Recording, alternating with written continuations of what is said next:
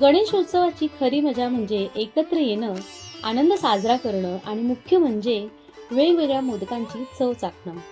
नमस्कार, मीनस रेसिपीचा हा आजचा व्हिडिओ आहे एका मोदक स्पर्धेचा. कोरम मॉल ठाणे येथे लोकमत सखी 30 गणपती आयोजित रंगली एक भव्य मोदक स्पर्धा, जिथे महिलांना मिळाली एक सुंदर संधी आपली कला दाखवण्याची. या स्पर्धेत वेगवेगळ्या विभागातून विविध वयोगटातील महिलांनी सहभाग घेतला होता. प्रत्येकीने बनवलेले मोदक हे वेगळेच होते. चॉकलेटचे मोदक, ड्रायफ्रूटचे मोदक, विविध फळांपासून तयार केलेले मोदक, भाज्यांपासून तयार केलेले मोदक, नाचणीचे मोदक, अगदी वेगवेगळ्या कल्पकतेने तयार केलेले हे मोदक होते. त्याचबरोबर त्याची चव आणि सजावट अगदी वाखाणण्याजोगी होती. एकंदर इकडचं वातावरण अगदी मंगलमय असं झालं होतं.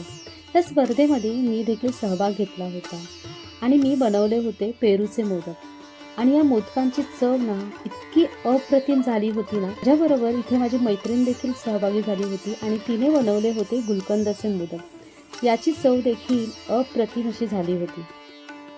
तसेच हे आहेत ओल्या हळदीचे मोदक, पारंपरिक गूळ खोबऱ्याचे मोदक, काकडीचे मोदक, स्वीटकॉर्नचे मोदक, अशा विविध प्रकारचे मोदक या स्पर्धेच्या निमित्ताने पाहता आले. या रंगीबेरंगी मोदकांसोबत केलेली सजावट देखील अगदी अप्रतिम होती.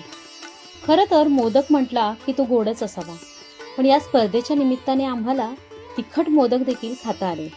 जसं की पालेभाज्यांपासून तयार केलेले तिखट मोदक, दहीवडा मोदक आणि वाटल्या डाळीचे मोदक, असे वेगवेगळे मोदक आम्हाला चाखता आले.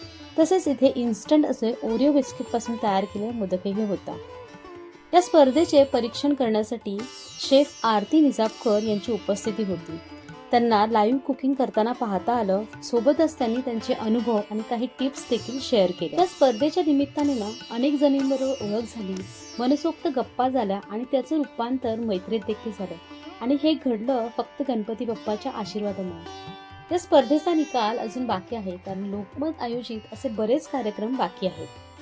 तुर्तास आपण निरोप घेऊया. तर आजचा हा व्हिडिओ तुम्हाला आवडला असेल तर लाईक करा आणि चॅनलवर नवीन असाल तर सबस्क्राईब करा. मीनस रेसिपीज मध्ये पुन्हा भेटूया. तोपर्यंत बाय बाय. धन्यवाद.